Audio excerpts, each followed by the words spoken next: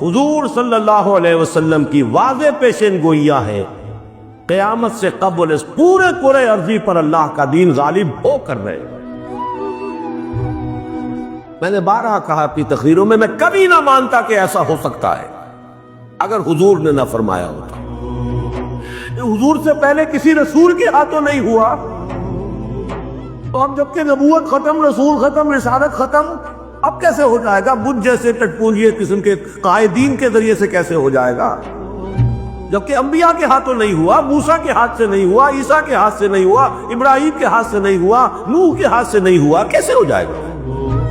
میں کبھی نہ مانتا، لیکن ماننا پڑتا ہے۔ خبر دیے الصادق المصدوق محمد رسول اللہ، لا يبقى على ظهر الارض بيت وبر ولا مدر الا ادخل الله کلمۃ الاسلام۔